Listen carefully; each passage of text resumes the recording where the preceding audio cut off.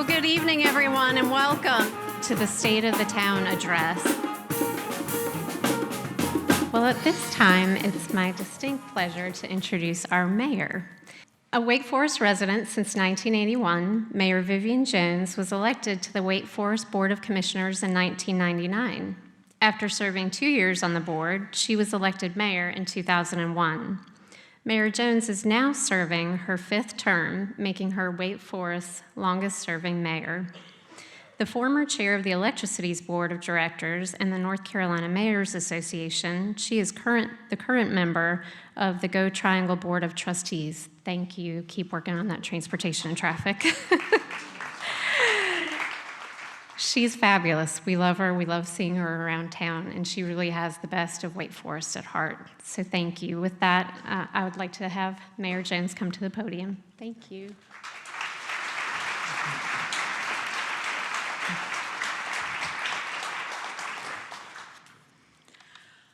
"2020, a new decade." At the town board retreat last month, I shared some thoughts about this new decade that we have entered. In a conversation with Chamber President Ann Welton a couple of months ago, she was talking about the fact that we are entering another 20s decade. And so I looked up the Roaring Twenties, as the 1920s was known, to find out exactly why it was given that designation. And what I learned was interesting. The 1920s was a time of widespread social and economic change. There was new mass production and labor-saving devices. There was easy credit and a rising consumer society. The culture of self thrived. It was the time of the new woman.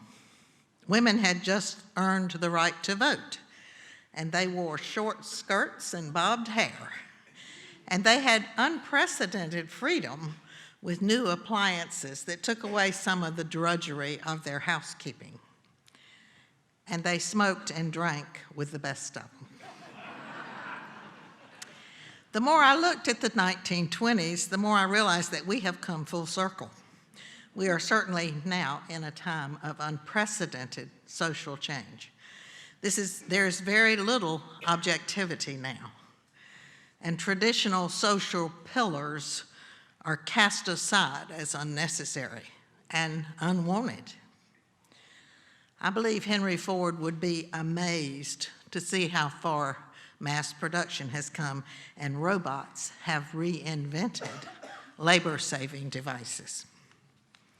I think we've actually passed the 1920s in becoming a self-centered society. Social media has allowed us to spout off ugly comments nonstop, and we seem to love complaining and blaming the other fella. I think maybe the world just needs a Snickers bar.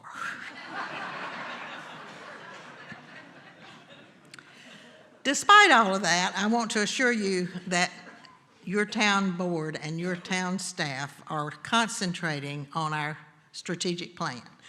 And we're looking for this to be a wonderful decade of going forward and keeping our community vibrant and resilient.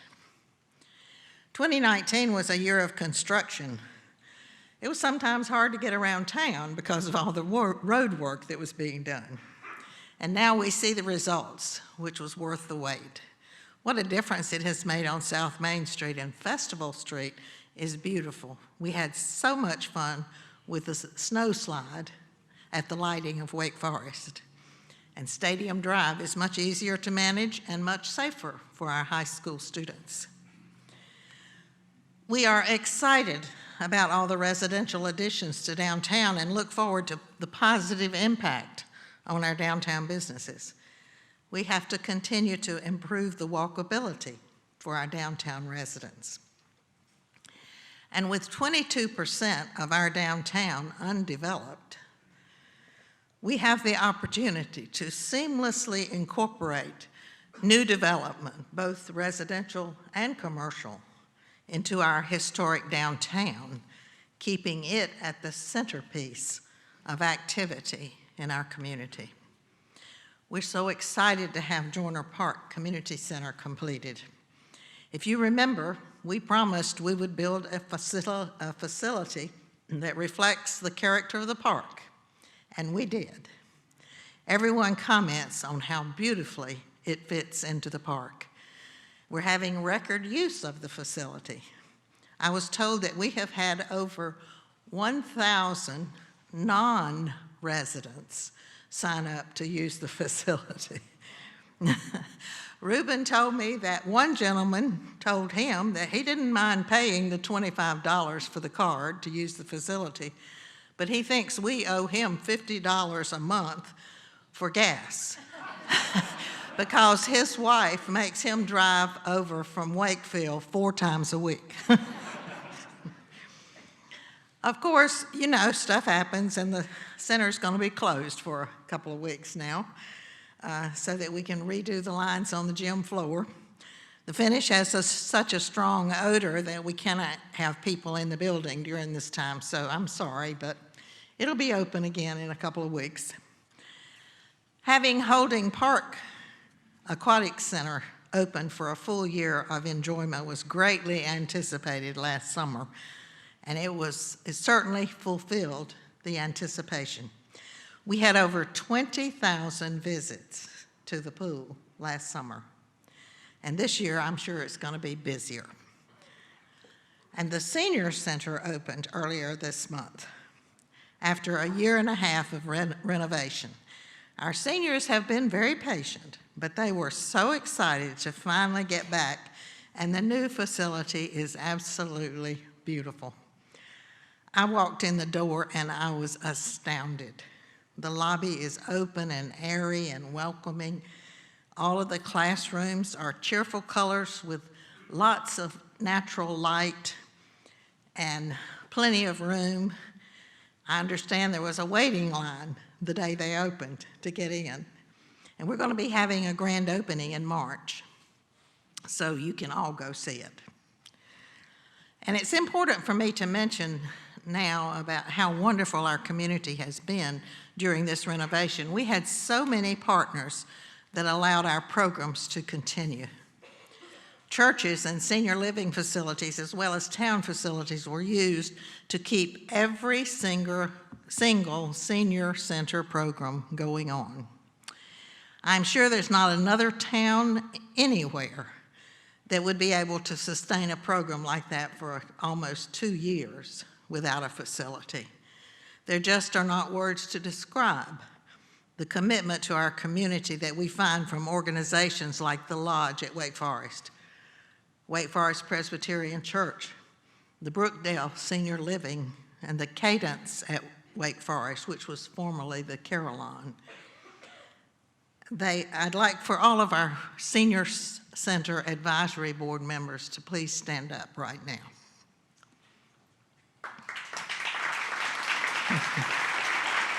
I want you to know that these folks worked really hard to keep everyone informed and involved under the direction of their chair, Jetski Ensinger. And thank you all for keeping that going like you did. And I was going to talk a little bit about Launch Wake Forest, but Rich talked about that, so I won't add to that except to tell you that the town is really proud to be a partner in Launch Wake Forest. This is just one more way that the Rotary Club invests in our town. We believe in the value of entrepreneurs. Small business is the backbone of our community. We spend so much time pursuing large companies, and they do make a difference, but sometimes they also cost us.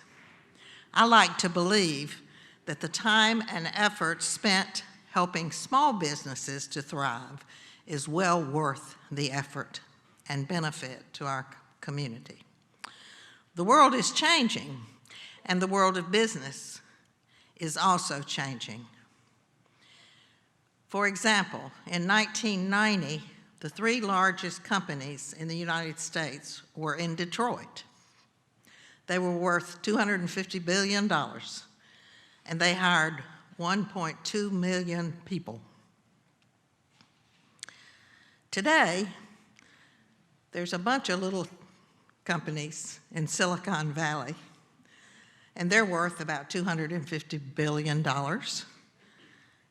and they hire 137,000 people. Entrepreneurs are essential to creating a vibrant, equitable, and sustainable community. We will continue to do everything we can to help and encourage entrepreneurs in Wake Forest. And continuing with that theme, I wanted to share some of the things going on at the Wireless Research Center of North Carolina. The Wireless Center is a nonprofit organization supporting clients globally with engineering services and testing communication technologies.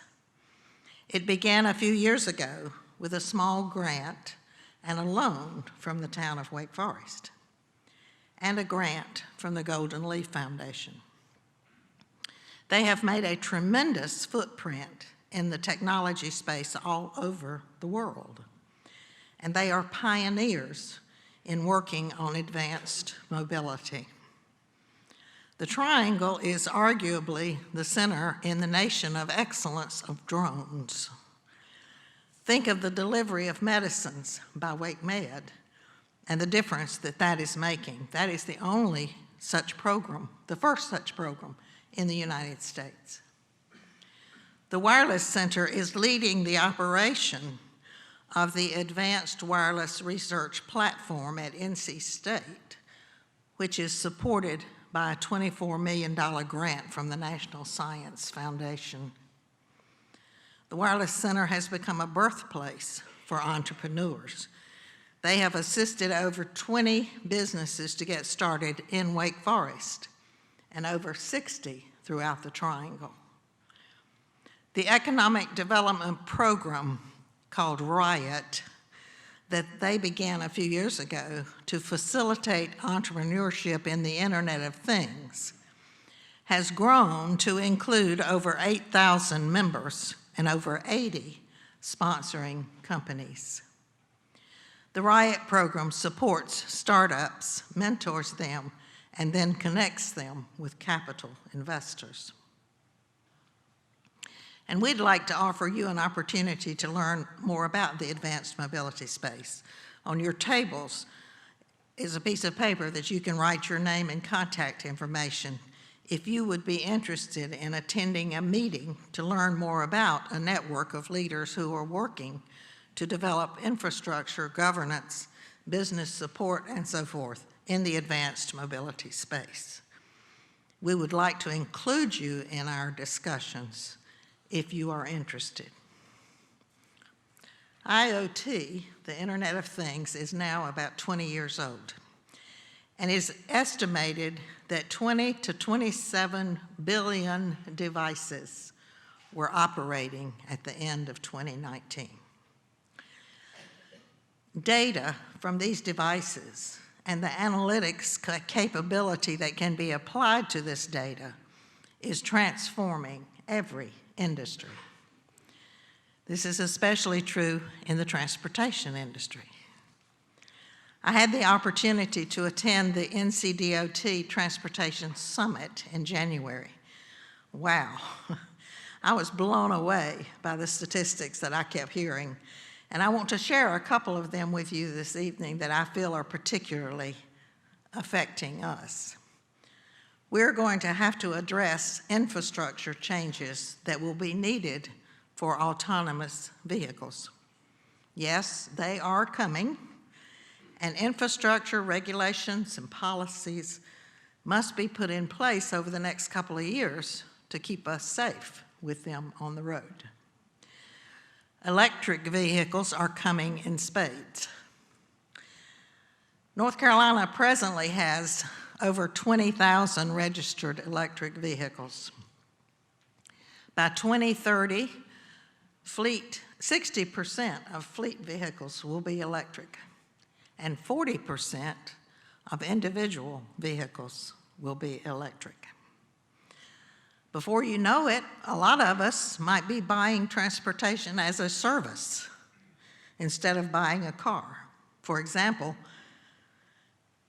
paying a company a yearly fee to pick us up and take us wherever we want to go. People will be able to save a lot of money by buying transportation instead of buying a car.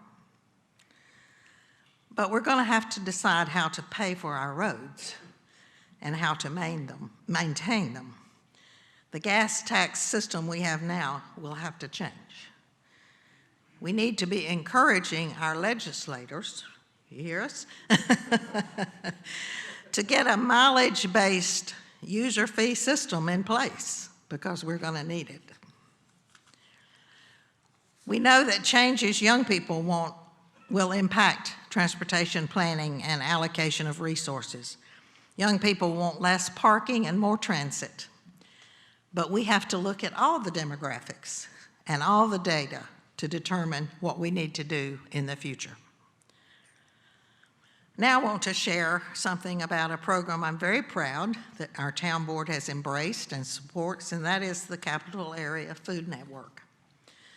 We asked Drew Brown, our customer service supervisor, to head up our involvement, and he worked to establish a team of experts known as the Northern Community Food Security Team. They have been working now for a couple of years, and they are focused on food access and a sustainable food supply, among other things. The town has supported this work with employees volunteering, donating laptops to local food pantries, working with waste mitigation and composting, supporting the Tri-Area Ministries, and donating a truck to help with food delivery and distribution, and in many other ways. I also want to highlight two of our residents who have worked in this space for the past 3 or 4 years, Tilda Caudle and Joy Schillingsburg.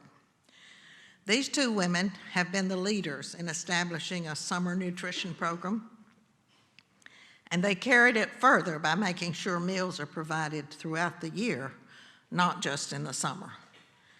Tilda and Joy were named Good Neighbors of the Year for the past 2 years. It's wonderful to have women like this in our community.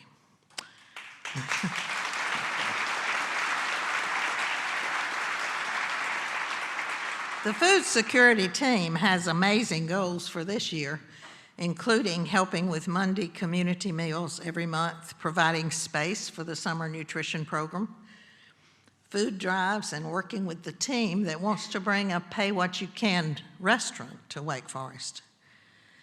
We're very proud to support the work of this group. 2019 was a busy year, but it looks like 2020 is going to be a year of reorganizing, and it's going to be just as busy.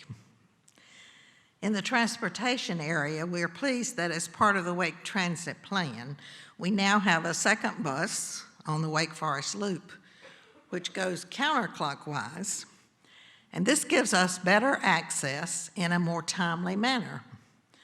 And we're going to be updating the route and making it accessible to more people over this year. Also, Go Triangle now offers a free Go Pass to seniors and to teens, which allows them to ride any bus system throughout the Triangle for free. And Wake Tech is announcing this week that they now offer a free Go Pass for all of their students and professors.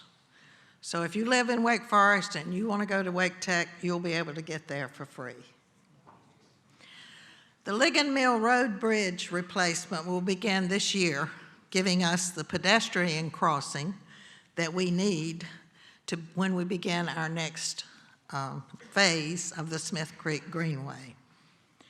And this year, we're going to concentrate on smaller transportation projects, such as road connections and intersection improvements and access management. We have learned that just making more lanes and wider streets is not the only answer. And in fact, sometimes it's not even the best answer.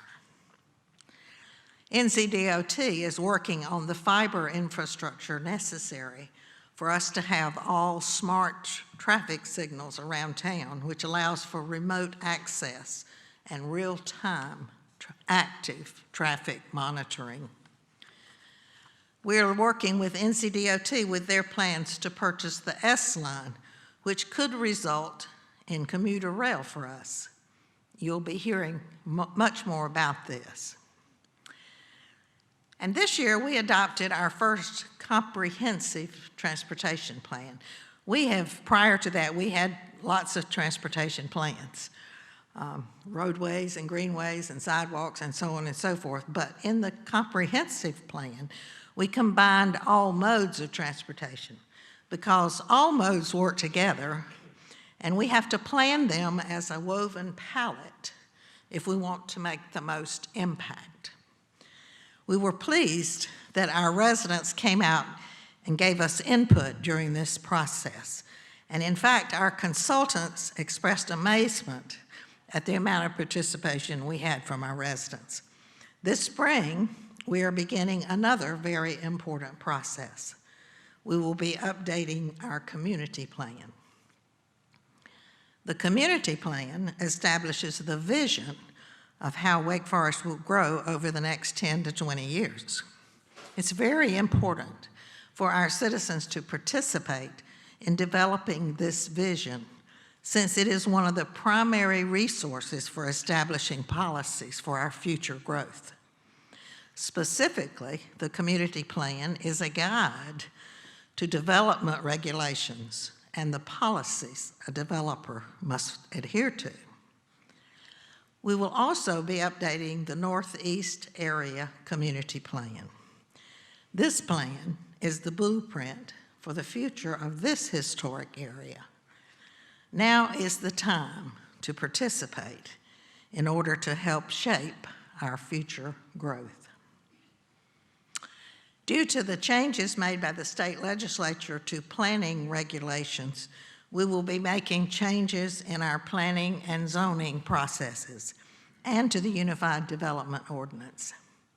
These changes will hopefully make it easier for our residents to understand the process. And we are changing our Planning Board Academy to a Citizens Planning Academy, which is designed to educate citizens about planning processes and procedures.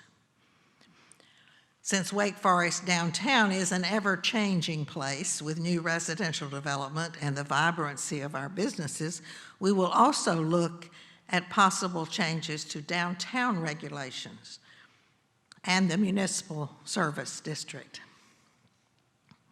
We're talking about affordable housing and how we might have an influence in the development of it. We have begun this through an agreement with Focus Design Builders, who is developing a small affordable housing project off Allen Road. We expect to be able to work with other builders in the future. The biggest elephant in the room is, of course, the fire department. As you know, last year, the formal decision was made to merge the Wake Forest Fire Department with the town of Wake Forest. Staff has been working diligently all year to prepare for this merger by addressing operations, facilities, capital assets, and human resource issues, just to name a few. The town staff and the fire department staff are working together to make this a seamless integration to take place on July 1. We look forward to having the fire department as a town department and working with them in a new way. Just in passing, I want to say that you will probably be hearing quite a bit about sustainability and resiliency this year. When storms or other events occur, we need to be able to go through them and bounce back quickly, providing services and infrastructure for our residents. For example, we have a good track record for resiliency in our electric department. The town of Wake Forest began providing power to our residents in 1909, and we still distribute power to approximately 1/2 of our residents. How many of you are Wake Forest Power customers? Yeah. Well, all of you are going to want to be after I share with you what Chris Terrell, our electric systems manager, told us at the retreat.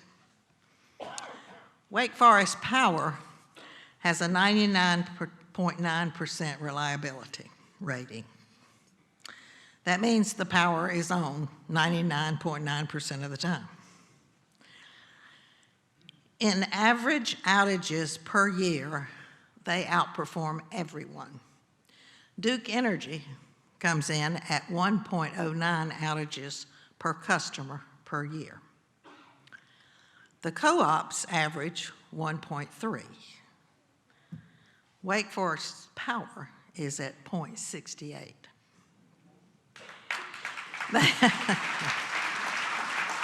They also outperform everyone in getting your power back on.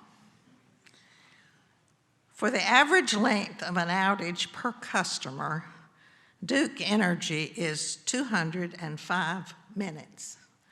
That's 3.5 hours, folks. The co-ops are at 142 minutes. Wake Forest Power average outage per customer is 34 minutes.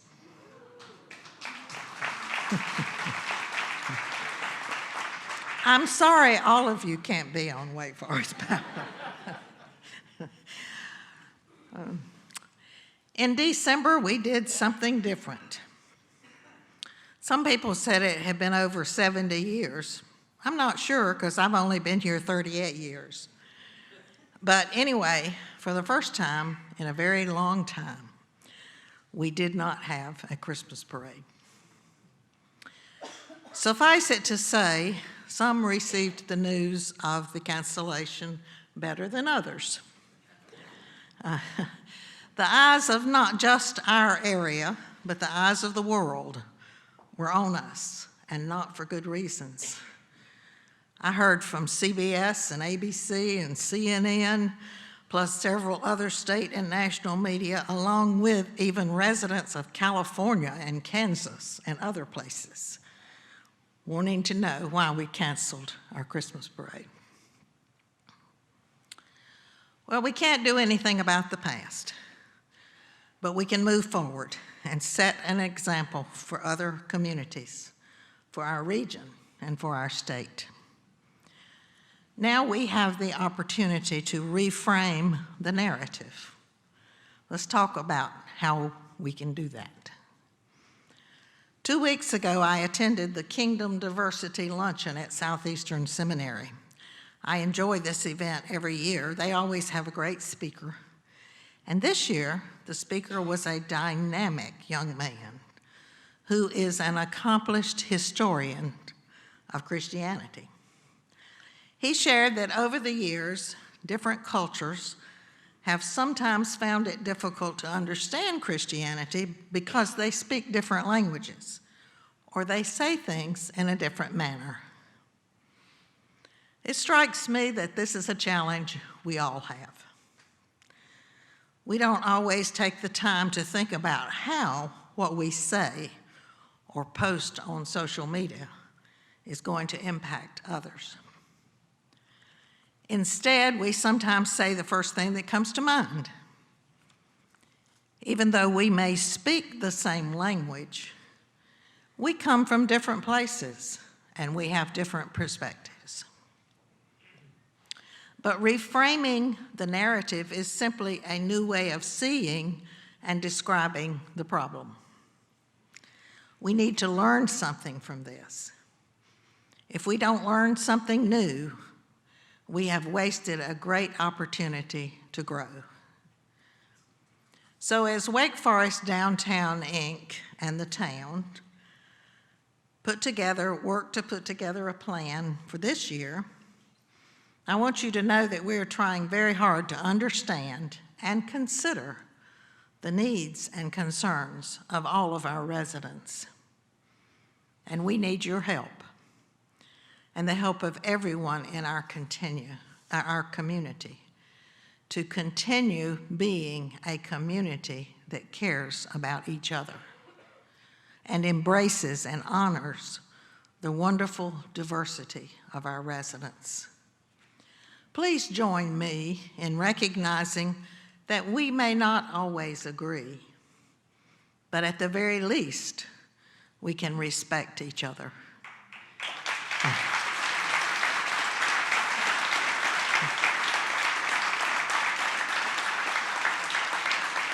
If we can all do that, just think of the impact that that will have on our community. I challenge each and every one of you to be an agent of positive change this year. How many times can you post something positive about a person or an event or a business? How many times can you like something good that you see on social media? Let's all make a concerted effort to make our interactions positive this year and to demonstrate our care and concern for everyone in our community. Thank you to everyone for being here tonight. Especially, once again, I want to thank the Rotary Club for your support and sponsorship. You help us be able to share with the community what we've been able to accomplish and what we plan to do in the future. Our citizens and the town thanks you. I also want to thank Betty Jo Shepherd, who's always here representing Senator Burr's office. And thanks to Representative Joe John and Terrence Everett, County Commissioner Matt Calabria and Sig Hutchinson, and School Board Member Heather Scott. Thank you all so much for being here. I appreciate so much your support of our community. One of the things that makes our community so special is how our citizens are so involved. We have great civic clubs that do wonderful things to help others. And almost all of our civic clubs have a program to work with youth, which teaches them the value of community involvement. We also have hundreds of people who don't want to be members of a club, but who want to work to benefit others and to make our community better. A couple of weeks ago, I was at a gathering of some of our volunteers, and I shared with them something I had read recently about volunteerism. And I want to share it with you this evening because every person here is a part of that army of volunteers in our community. None of you have ever learned to say no. And this is what I read. Volunteering is the ultimate exercise in democracy. You vote in elections once a year. But when you volunteer, you vote every day for the kind of community you want to live in. Thank you for wanting to live in a great community. And thank you for helping to make our community great. Thank you.